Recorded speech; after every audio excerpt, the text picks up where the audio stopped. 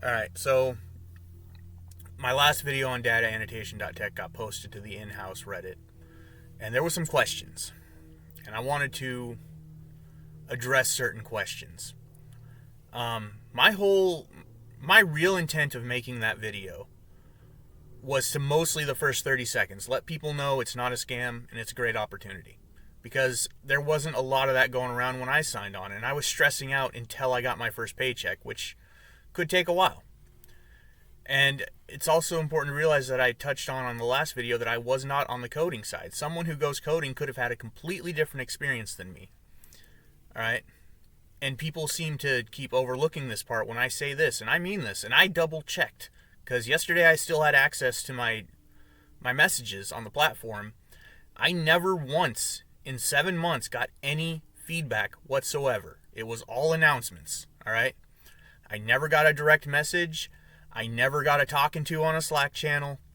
I talked to an admin once on a Slack channel, and that was cool. But for the most part, I accepted the terms.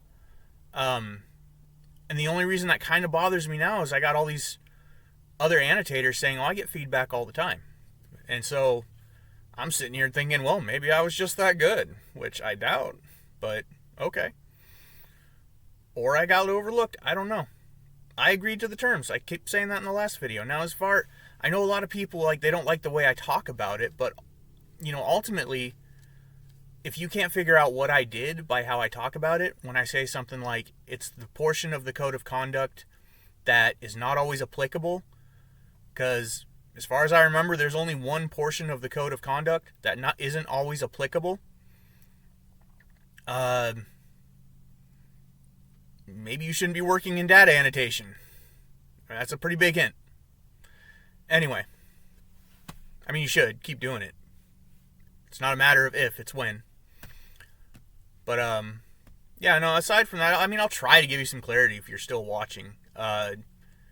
So, the particular aspect of the code of conduct that you should read if you work there, because this will all make sense. And I actually saw in the comment section that people have figured it out, but I wouldn't post that because they don't really like it when you talk about their company. Like, whether it is a NDA or not, they would prefer you not talk about the company outside of the house. And that's so that, they can ensure quality control. At least I think. They never told me. Anyway. So what I did, alright, is I woke up one morning, with the excuses. I was half awake. And I saw a qualification. I didn't get, if I got fired for what I think I got fired for, because no one ever told me if I got fired for what I think I got fired for, it was this. I woke up, I saw a qualification. It was on something I knew I was not qualified for. And I told them that. I was just curious. I wanted to see the work for pure academic purposes. I wanted to know what people in this field worked on. I just wanted to see the work. So I took the qual. And since I was being sloppy, I didn't read all of the directions. And specifically in these directions, read them once, read them twice, read them every day. Specifically in these directions was the line of instruction that took what I was doing from just a sloppy qual to a breach of the code of conduct. Alright? So, whenever they reviewed this qualification, and at the very end, all they saw was breach, breach, breach, breach, breach. By the way, I am not qualified for this. I was just wondering if you guys would let me be put on the project just so I can look at it. I will never work on it. I just want to look at it. And that was the honest truth. And I mean breach, breach, breach. I wrote right at the bottom of every answer, I breached the code of conduct. I breached the code of conduct. Those weren't the words I used, but that's probably what they saw. So that's what happened. I think. Which sounds dumb, but let me reiterate that in my mind, this wasn't a big deal because, most of the work I did was that part of the code of conduct was not applicable.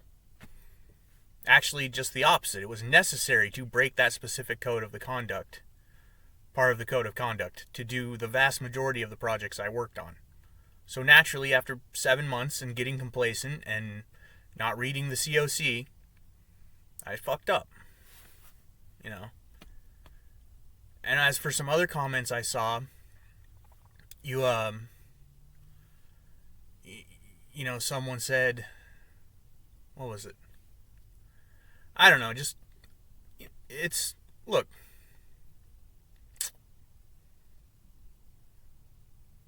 I don't know how to put this.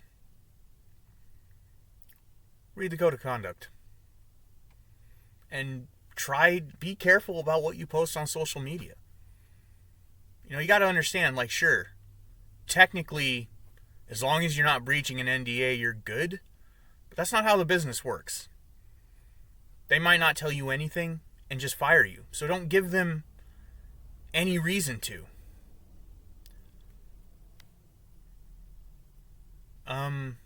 Good luck.